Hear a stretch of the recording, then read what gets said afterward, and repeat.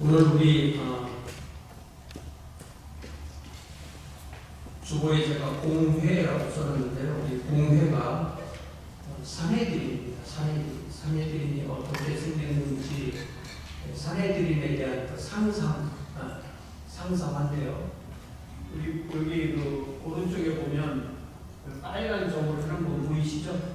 거기 부분에 사내들인의 이 모이는 다듬은 돌의 방이라는 데가 거기에 있었고, 거기에 절묘하게도 이렇게 중앙을 딱 나누어서 가운데를 딱 나누어서 안쪽은 성전에 속하는 거고 또 바깥쪽은 제사장들이나 이 유대인들에 속하게 돼서 이 사내들인이 두 일을 다 거룩한 일과 세속적인 일을 다 감당하도록 그렇게 되어 있습니다. 맨 가운데 앉은 사람이 대제사장이고요. 뒤에 있는 두 책상이 서기들이 앉는 것이고요. 그리고 재판을 할 때 고소를 당한 사람이 가운데 검은 옷 입고 서 있는 모습을 보이죠. 그래서 저 좌우에 바리새파에서 35명, 사두개파에서 35명 이렇게 있게 됩니다. 그리고 서기는 회의 내용을 결정사항들을 기록하는 거죠. 제가 주보에 써드린 사도행전 6장 15절 말씀 앞에 준비되어 있는데요. 같이 읽겠습니다. 시작. 공회 중에 앉은 사람들이 다 스데반을 주목하여 보니 그 얼굴이 천사의 얼굴과 같더라. 이게 대제사장을 필두로 71명이니까 71명의 눈을 계산하면 몇 개가 나옵니까?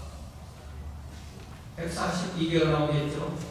142개의 눈이 동시에 스데반을 쳐다보았어요. 그랬는데 스데반은 그의 얼굴이 천사의 얼굴과 같았다고 했어요. 우리가 지난주에 본 말씀 마지막 본문입니다. 여기에 주목하여 본다.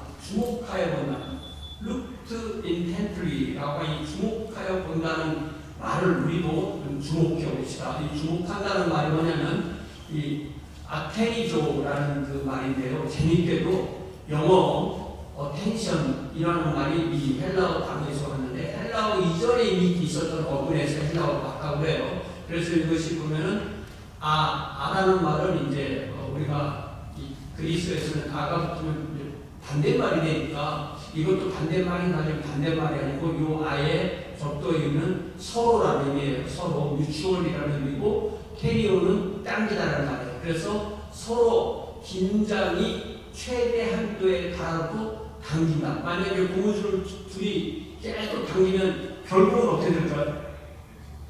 끊어지겠죠. 결국 끊어지겠죠. 끊어지기 전까지 당긴다. 이게 원래 뜻이에요. 거기서 나오는 말이 서로 주목하다. 이런 의미가 된 겁니다. 예를 들면 우리가 저는 해본 적은 없지만 기타나 뭐 바이올린이나 이런 현악기, 이 피아노도 알고 현악기입니다. 피아노가 현악기요. 뭔 악기? 현악기. 피아노가 어떻게 보면 현악기도 되죠. 안 돼? 혀를 때리는 거니까 조율을 해야 되잖아요. 예. 혀를 조율할 때 그 긴장도가 얼마나 이 긴장도를 유지하느냐가 핵심인 거죠. 이처럼 거의 끊어지기 직전까지의 긴장을 가지고 양쪽에서 서로의 그 시선을 바라보는 데서 저기서 서로 주목하다라는 단어가 나온 거예요. 그래서 이게 특별히 요 아가 붙음으로써 서로 쌍방이 그러니까 주목한다고 하니까 우리는 한쪽에서 한쪽에 일방적으로 보는 걸 생각하는데 사실은 쌍방이 서로 보도록 만든 거고요. 그렇게 함으로써 1차적으로 어떤 시선이 형성이 되는 71명의 눈이 스데반을 바라보는 그 긴장이 처음에 형성이 됩니다. 그런데 스데반의 얼굴은 천사의 얼굴과 같았다는 것은 스데반은 동시에 그와 하나님 사이에서의 주목함이 또 형성된 것이라고 할 수가 있습니다. 어떻게 보면 우리 성도의 일상도 이 두 주목의 연장이라고 할 수가 있습니다. 왜냐하면 사탄이 우리를 바라볼 때는 항상 우리를 대적하여서 우리를 넘어뜨리려고 하기 때문에 사탄이 바라보는 눈과의 긴장도 동시에 존재하고 또한 하나님께서 우리를 바라보시기 때문에 하나님께서 우리를 바라보시는 그 하나님의 시선의 영적 긴장의 끈을 놓지 않는 것이 우리 나날의 삶의 핵심되는 승리의 비결인 줄 믿습니다. 이렇게 우리를 바라보시는 하나님, 그러니까 우리가 예를 들자면 히브리서 12장 1절에 보면 이렇게 되어 있어요. 이러므로 우리에게 구름같이 둘러싼 허다한 증인들이 있다. 그러니까 우리보다 먼저 하늘에 가신 성도들이, 예를 들어 우리 교회에서 우리 공무원 권사님 생각할 수 있겠죠. 증인들이 있으니까 그분도 우리를 바라보고 있으니까 우리는 그분들을 바라보면서 모든 무거운 것과 얽매이기 쉬운 죄를 벗어버리고 인내로서 우리 앞에 당한 경주를 하며 2절 같이 읽습니다. 시작. 믿음의 주요 또 온전하게 하시는 이 예수를 바라보자. 그는 그 앞에 있는 기쁨을 위하여 십자가를 참사 부끄러움을 개의치 아니하시더니 하나님 보좌 우편에 앉으셨느니라. 자, 우리 주님을 바라보는데 믿음의 주요 또 온전하게 하시는 이 예수를 바라보는데 Let us fix our eyes on Jesus. 인데 우리만 주님을 바라보는 게 아니라 주님도 우리를 바라보는 것이 바로 그 아테네오 성의 시선의 긴장을 유지한다는 것입니다. 주님께서 저와 여러분을 이렇게 바라보시는 줄 믿습니다. 이것이 바로 우리가 주님께 시선을 고정할 때 또한 주님께서 우리에게 시선을 고정하고 있다는 사실을 깨닫게 됩니다. 마치 우리가 그 유명한 성화에서 이 운전하는 젊은 청년이 캄캄한 칠흑 같은 밤에 자기 배보다 몇 배나 높은 그 파도를 이겨내면서 어둠 속에 그 파도를 시선하면서 그 조종관의 손을 딱 대고 있을 때 주님께서 그의 등 뒤에 서서 그의 어깨 위에서 그를 바라보고 계신다는 것. 그렇게 주님께서 고요히 그 청년의 그 어깨를 붙드시는 우리 주님을 기억하는 것. 이것이 바로 스데반이 그 71명의 상해된 공회원이 자기를 쳐다보아도 그 얼굴을 천사가 얼굴보다 차면서 하나님과의 시선을 유지한 비결인 줄 믿습니다.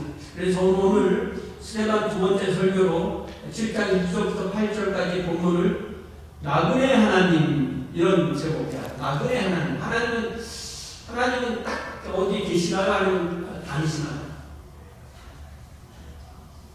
하나님은 어디 한 장소에 딱 고착되어 계시나요? 다니시나요?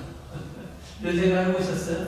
네, 나그네 하나님이라는 제목으로 말씀을 나누려고 합니다. 왜냐하면 하나님은 어느 특정 장소나 특정 민족에 매이지 않으시며 하나님이 원하시는 사람을 원하시는 방식으로 온 세상으로부터 부르셔서 하나님의 왕국 백성으로 삼으시고 또한 그들이 있는 곳에 함께 계시고 그들이 가는 곳에 함께 가시기 때문에 우리 하나님은 우리가 인생의 우리의 나그네 길을 갈 때 우리와 동행하시는 나그네 하나님이다라는 그 사실을 우리가 이 말씀을 통해서 깨달을 수 있기를 주님의 이름으로 부탁을 드립니다.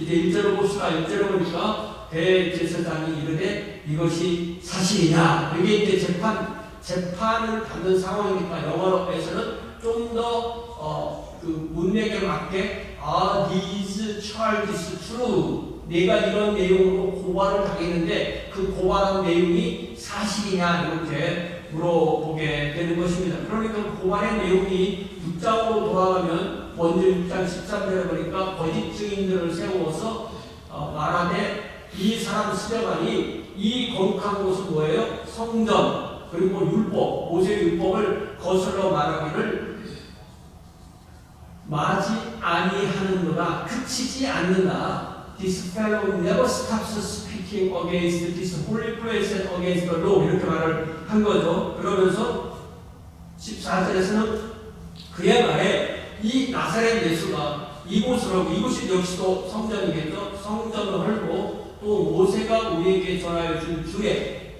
이것 역시 율법이겠죠. 규례를 고치겠다고 함을 우리가 들어노라 하거늘 라고 말했습니다.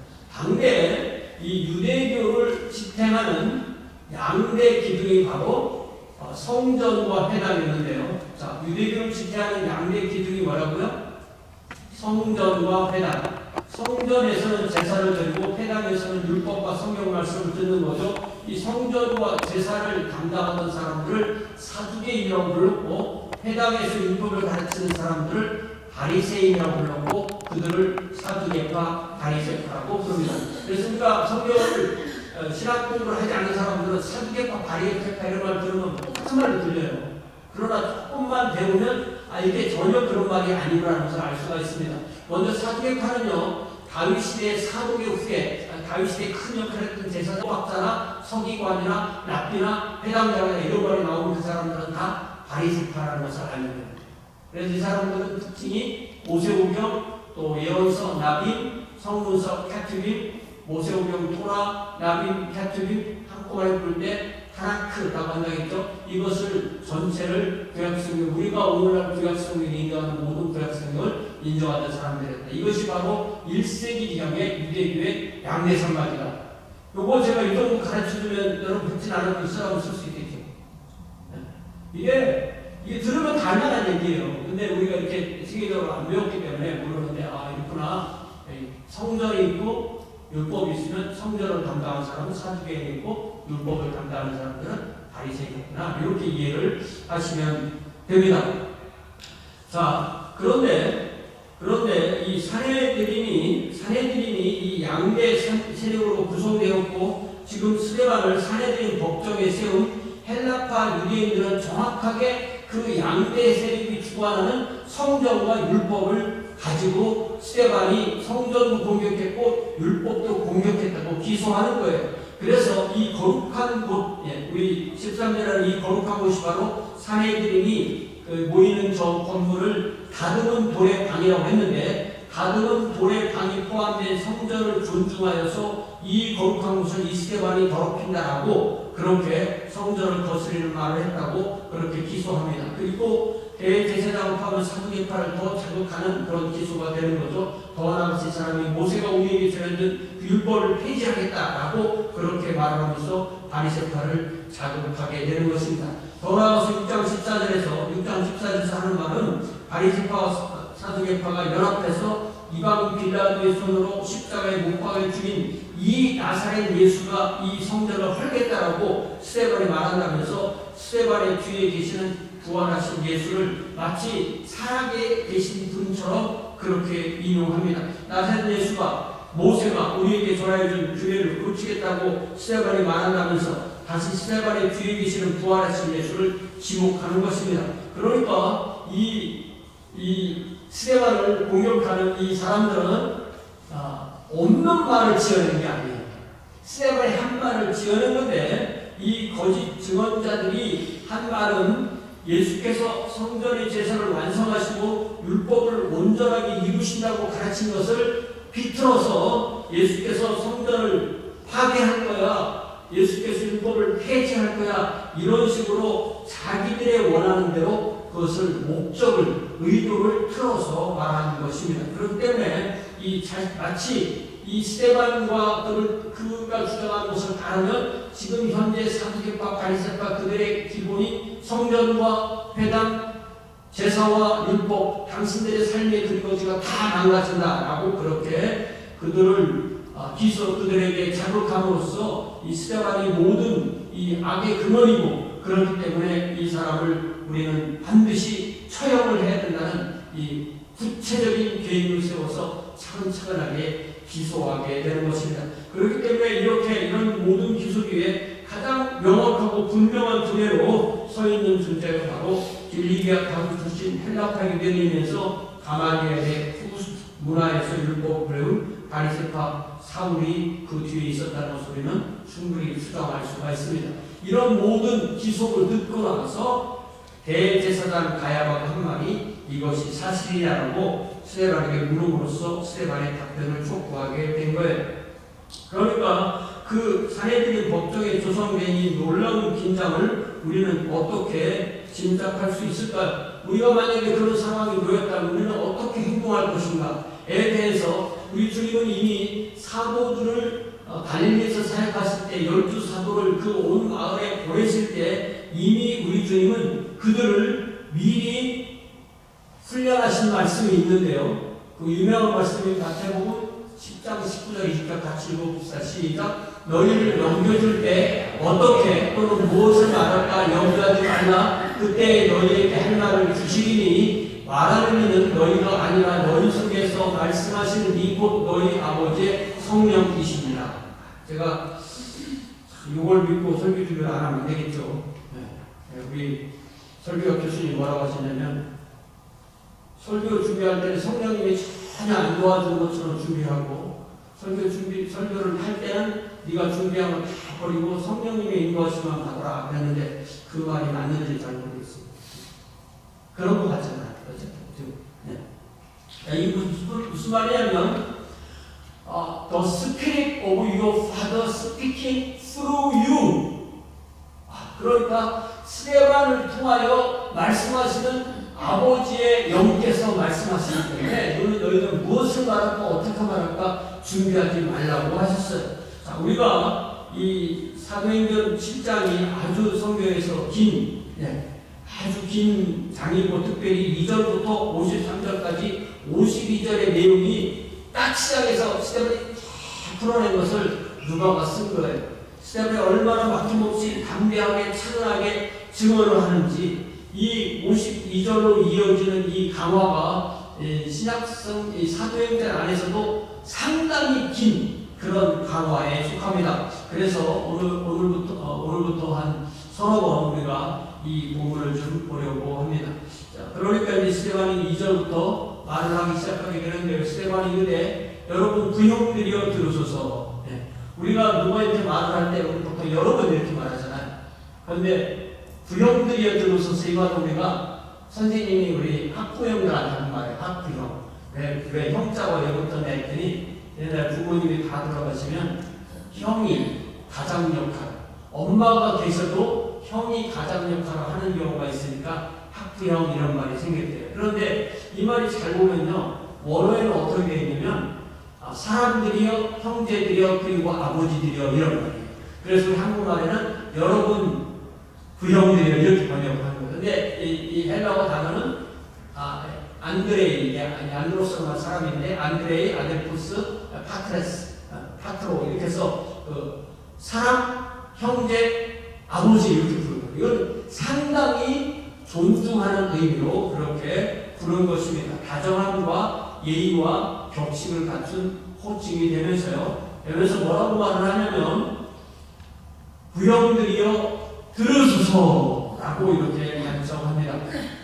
종교개혁자 마르틴부터는 신자에게, 한 사람의 신자에게 우리 몸에 있는 기관 중에서 제일 중요한 기관이 어디라고 하냐면 귀라고 했어요. 귀.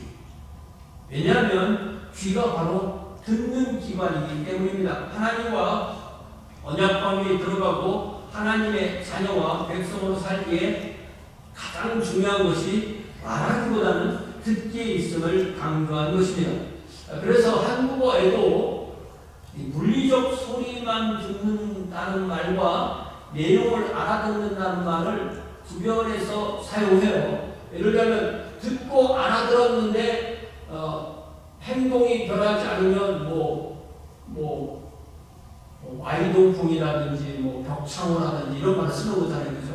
그러니까 이게 영어에서도 이게 히어로 그러면 이게 훨씬 더 소리 자체를 듣는 말이 되고, listen 그러면 훨씬 더 내용을 듣는 말이 되는 거예요. 자, 그런데 이 단어를 헬라어로는 아쿠오라고 하는데요. 이 아쿠오에다가 목적격을 오면, 그 단어가 따로 있는 게 아니라 한 단어로 쓰는데, 그 다음에 오는 격이 목적격이면 물리적 소리만 듣다. 그래서 이것을 라틴에서 대격이라고 하는데, 마치 우리가 그냥 벽에 대고 말하는 것처럼, 벽에 대고 말을 하면 그 소리가 딱 들어가면서 튀어나오겠죠. 그럴 때는 그냥 소리만 듣다는 뜻으로 쓰이게 되는 거고요. 거기에 소유격이라고 말하고 라틴에서 속격이라고 말하는 그 격이 오게 되면 내용을 알아듣는다는 말로 그렇게 바뀌게 되는 것입니다. 그러니까 어느 문화든 그냥 듣는 건지, 듣고 생각이 변하고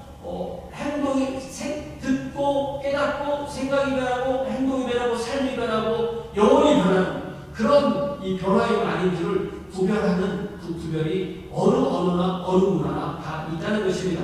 그러니까 이 스데반이 부형들이여 들으소서라고 말했을 때, 그는 자기가 전하는 이 복음을 그 대제사장을 포함한 사내들인 71명이 듣고 변화되기를 원했던 거예요. 그러니까 우리도 하나님의 말씀을 읽고 하나님의 말씀을 들을 때 그 말씀이 들어와서 나가는 그런 아무런 영향을 주지 못하는 그런 말씀을 만들지 말고 그 말씀이 나에게 들어와서 나에게 속하는 나의 말씀이 되도록 객관적 진리의 말씀이 주관적 진리로 내 것이 되도록 하는 것, 그것이 바로 우리가 리슨할 때 그런 일이 이루어진다는 것이며, 그것에 대해서 우리 주님께서 하신 말씀이 들을 귀 있는 자는 들으라라고 하신 말씀이에요. 그러니까 귀가 없는 사람은 없고 듣지 못한 사람은 거의 없는데 다 듣는데 어떤 사람은 들을 귀가 없고 어떤 사람은 들을 귀가 있다는 거예요. 들으면 들리는 거예요. 여보 오늘 예수님 만나고 왔다. 누구 만났어? 뭔 얘기 들었어? 예수님이 농사법을 가르쳐주셨어. 땅은 내 돈이고 씨를 뿌릴 때 이렇게 뿌려야 된대. 그 사람 잘 들으면 못 들은 거예요. 그 사람은 들었지만 못 들은 거예요. 그죠? 들었지만 못 들은 거예요. 그러니까 듣는다는 것도 단지 겉소리만 듣는지 그 내용을 듣는지가 구별되는 거죠. 그러니까 같은 귀라도 듣고 믿음으로 순종하는 귀와 듣고도 그 말씀이 그냥 바람처럼 지나가는 귀가 있다는 것입니다. 그런 걸 갖다가 마이동풍을 했어요. 마이동풍. 말 뒤에 봄바람은 아무리 와도 아무런 변화가 없다는 그런 말이에요. 그러니까 들리는 그 사람이 예수님께서 말씀하신 대로 들을 귀 있는 자는 들으라고 해서 그 들을 귀를 가지고 있는 그 사람이 바로 믿는 사람인 것입니다. 이 논리를 사도 바울이 로마서 10장 13절 15절 사이에서 얼마나 복잡하게 써놨는가. 이게 복잡한 것 같지만 모든 것을 역순으로 써가지고 복잡해요. 같이 쫙 읽어봐요. 무슨 말인가. 시작. 누구든지 주의 이름을 부르는 자는 구원을 받으리라. 그런즉 그들이 믿지 아니하는 자를 어찌 부르리요? 듣지도 못하는 자를 어찌 믿으리요? 전파하는 자가 없이 들으리요? 보내심을 받지 않았으면 어찌 전파하리요? 기록된 바 아름다우나 좋은 소식을 전하는 자들의 발휘하는 것 같으냐. 하나님이 보내시면 보낸 사람이 전파하고 전파한 사람 듣는 사람이 들으면 듣는 사람이 믿고 믿으면 부르고 부르면 구원받는다는 말을 완전히 역순으로 써놔서 이렇게 복잡하게 들리게 써놓은 것입니다. 자, 그러니까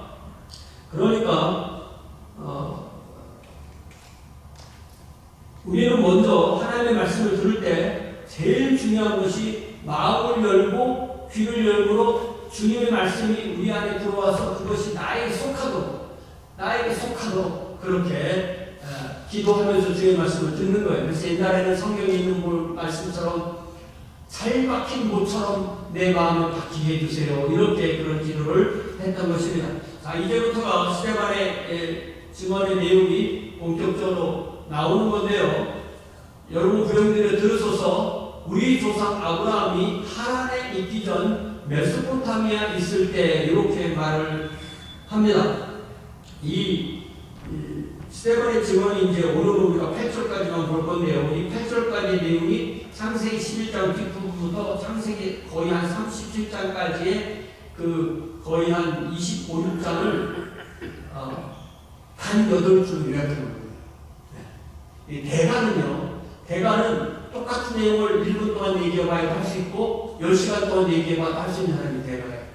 줄일 줄 아는데 늘릴 줄 모르고 늘릴 줄은 들릴 줄 모르면 그 대가가 아닌 거죠. 스데반은 이 거의 한 26장 내용을 딱 8줄로 압축해서 말하는 거예요. 제가 이 내용이 2024년도 2년 전에 거의 1년 내내 설교한 내용이 바로 이 창세기 11장부터 37장까지의 내용인 것입니다.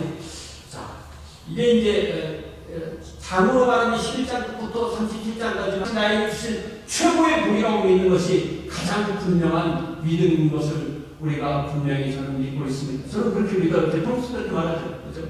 저는 베드로즈 26년 살면서 하나님께서 나를 위해서 만들어 주신 것 이렇게 믿고 살아요.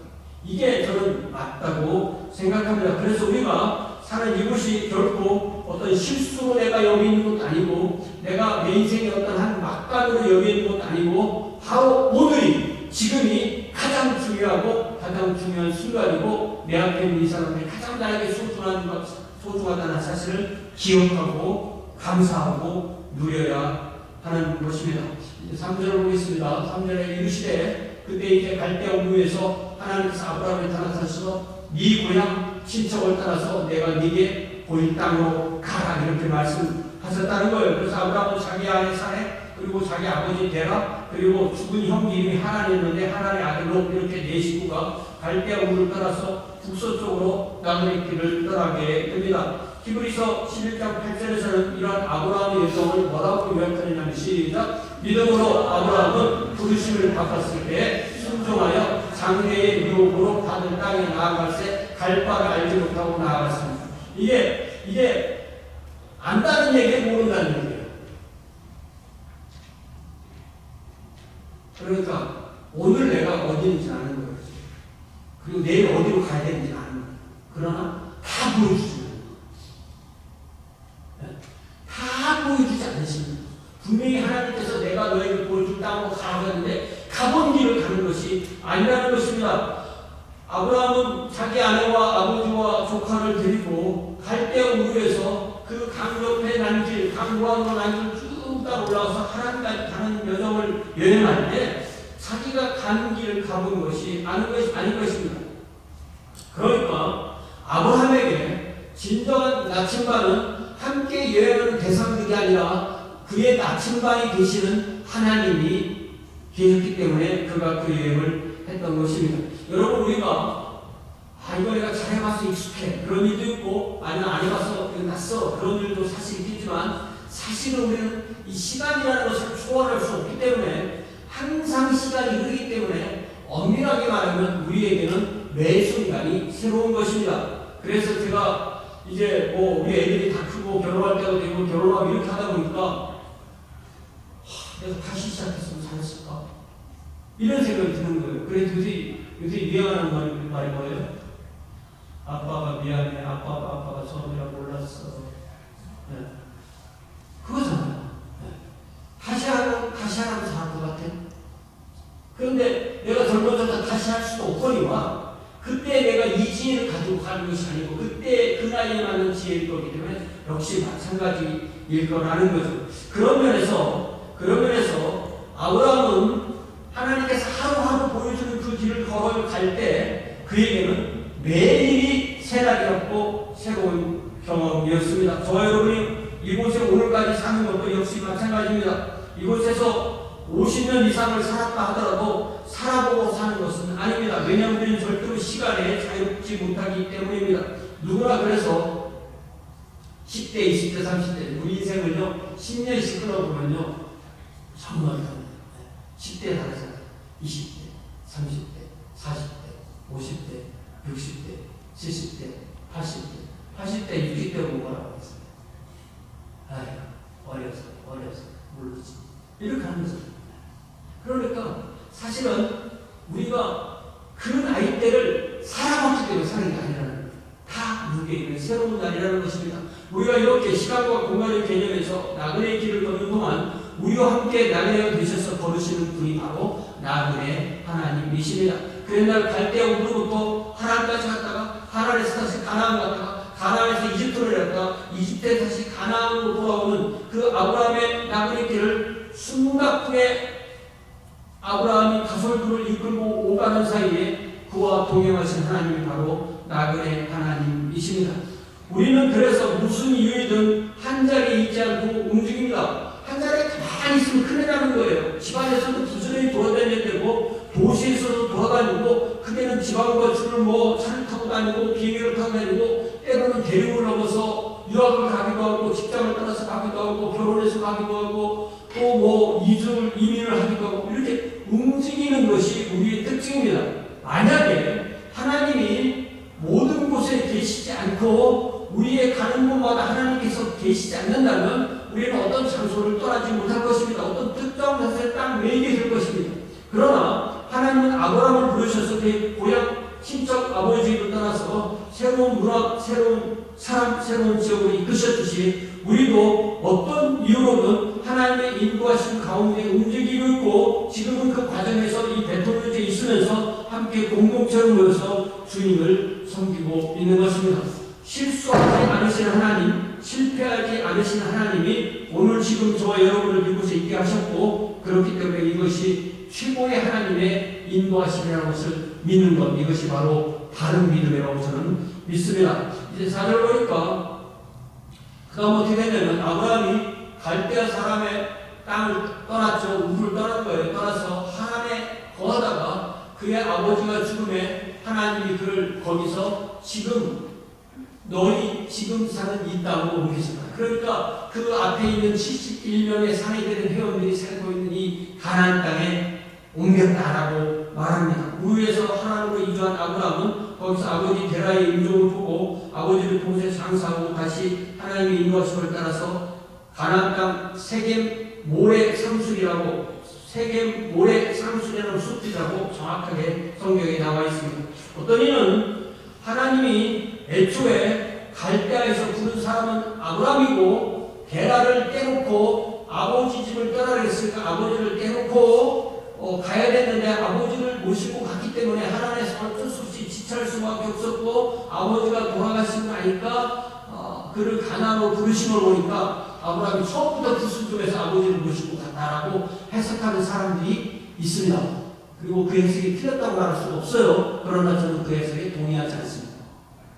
저는 그 해석에 동의하지 않아요. 왜냐하면 설령 그게 하나님의 뜻이라고 이해할 수도 있지만 그가 아버지를 모시고 이주기를 떠난 것이 불순종이 아니라 오히려 부모를 공경히 해야 되는 하나님 백성의 기본적인 덕목을 실천한 것으로 이해를 합니다. 저는 눈에 보이는 부모와 형제를 사랑하는 것을 눈에 보이지 않는 하나님을 불순종하는 것. 내가 우리 부모를 사랑하면 하나님을 불순종하는 거야. 이것이 성경의 가르침이 아니라고 저는 그렇게 믿습니다. 그런 가르침이 있다면 매우 조심해야 한다고 저는 그렇게 믿습니다.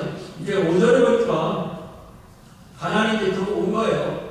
그러나 여기서 발붙일만한 땅도 유업으로 주지 않으시고 다만 이 땅을 아직 자식도 없는 그에게 약속을 하시는데 자식도 없는데 후손도 약속하시는 거예요. 그 후손에게 소유로 주신다고 약속을 하셨다는 거예요. 뭐예요?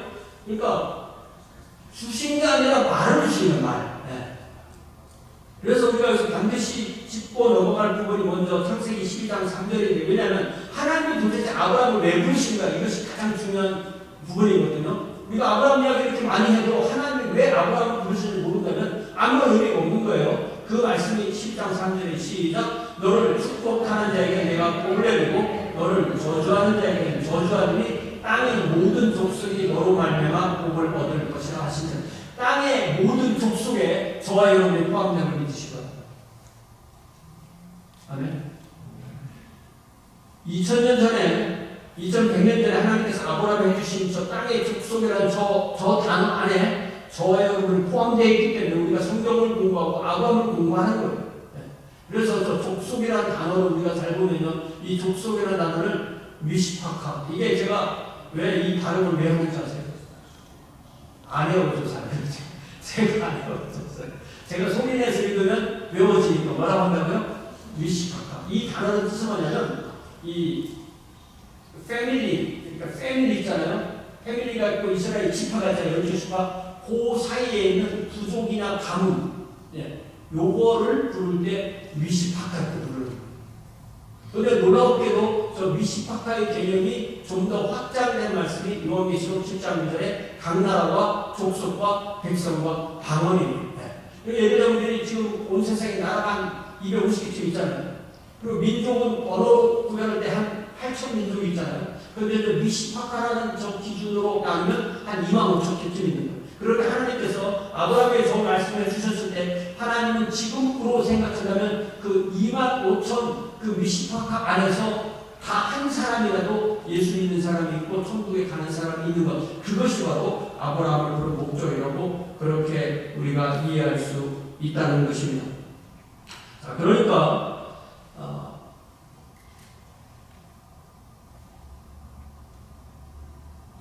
이게 이제 우리가 아브라함하고 우리라고 하면 4,000년이잖아요. 4,000년인데 이렇게 생각하면 그 아브라함을 부르실 때 하나님께서 족속이라는 말씀하셨을 때 그 족속 안에 저와 여러분이 포함되어 있다면 아브라함과 우리가 그렇게 많이 떨어지지 않았다는 것을 깨닫게 돼요. 4,000년이라는 시간을 가볍게 뛰어넘는 거예요. 왜냐하면 하나님께서 아브라함을 부르실 때 바로 저를 그 안에 포함해서 부르셨다고 저는 그렇게 믿습니다. 왜냐하면 시간과 어떤 그 문화를 다 초월하면 그 말씀 안에 저와 여러분이 있다고 믿습니다. 이렇게 하나님은 시간과 장소와 문화와 인종 등 모든 장벽을 초월하여서 하나님의 왕국을 이루십니다. 가나안 세겜 땅 모래 상수리 숲에 정착한 아브라함 부족은 겨우 1000여 명 정도의 이방인이었습니다. 현지인들이 언제라도 결단하면 내 쪽보다 더 심한 일도 행할 수 있는 그런 정도밖에 안 되었습니다. 다시 말하면 이방인으로서 현지인에게 큰 피해를 입지 않고 그들의 은혜를 받으면서 족장들이 살 수 있었던 것은 하나님이 현지인들의 마음을 이끌어서 베푸신 은혜에 의한 것임을 우리는 알아야 합니다. 하나님께서 창세기 12장부터 꾸준히 기록하시는 말씀이 이 땅을 메시에게 주리라. 항상 하나님은 말씀을 하시면 딱 두 가지 얘기하는 거예요. 네가 지금 사는 땅이 있지? 이 땅을 메시에게 주리라. 그런데 아브라함은 땅도 없고 자녀도 없어요. 말씀만 하시는 거예요. 그 말씀을 하실 때 아브라함의 나이는 75세, 사라의 나이는 65세. 사라는 그런데 자기 부인 사라는 이미 갈대와 우유에 살 때부터 아기를 잉태하지 못한다는 것이 명백하게 드러났어요. 그래서 더 조카를 데리고 온 걸 수도 있겠죠. 그러나 아브라함 부부는 하나님의 말씀이 그저 말뿐인 것임을 알고도 매일 장막을 치고 그들의 거처를 옮겨가는 곳마다 하나님께 제단 쌓는 일을 계속하였습니다. 이것이 바로 살아있는 믿음입니다. 아직 약속이 보이지 않아도 그 약속이 멀리서 나를 향해서 그 약속이 실현되고 오고 있다는 것을 다 보고 걸어가는 것. 이것이 바로 살아있는 믿음입니다. 그래서 이 땅을 메시에게 할 때 이 땅과 자녀와 땅 이것을 성경에서 기업이라고 하는데 이 기업이 뭐 컴퍼니 회사를 말하는 게 아니고 인헤리턴스라고 해서 뭐냐면 영어로 인헤리턴스를 하면 하나님이 주신 나에게 주신 맡겨주신 건데 내가 그것을 팔아먹을 수 없는 것. 우리는 땅도 팔아서는 안 되고 자녀도 팔아서는 안 되는 거죠. 그런데 이 둘 중에서 굳이 더 중요한 게 뭐냐고 하면 자녀가 더 중요한 거예요. 아브라함이 가장 바라고 좋아했던 것이 뭐라고요? 아들과 땅이. 그럼 우리 자녀 싫은 사람 있으세요? 땅 싫은 사람 있으세요? 그러니까 아브라함이 가장 좋아하는 거, 우리도 가장 좋아하는 거예요. 이것은 우리와 아브라함이 그리 멀리 떨어지지 않았다는 것을 다시 일깨워줍니다. 더 나아가서 하나님께서 우리에게 주시는 복은 하늘의 신령한 복과 땅의 기름진 복 둘 다이지 하늘의 신령한 복만 있으면 나는 땅의 복 필요 없어. 나는 땅의 복만 있으면 하늘의 신령한 복 필요 없어. 그런 것이 아니라는 것을 알 수가 있습니다.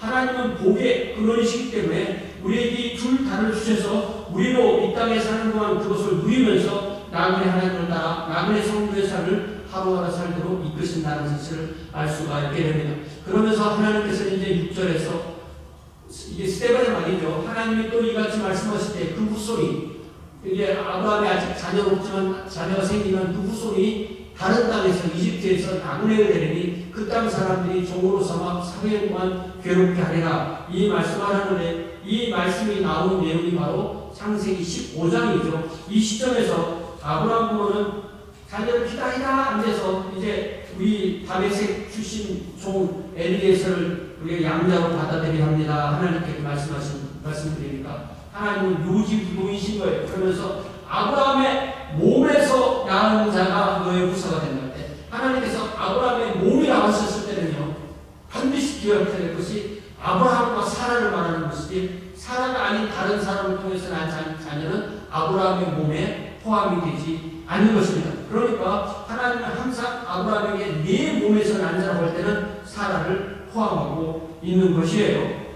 그러면서 그를 밤에 데리고 나가서 자녀가 하나 뒀는데 하늘의 무뼈를 보면서 네 후손이 저 밤하늘에 별것 같다. 내가 세봐 못 세지 내 자녀가 이렇게 많아질까. 그러니까 그 말씀을 듣고 창세기 15장 6절에서 아브라함이 여호와를 믿었어요.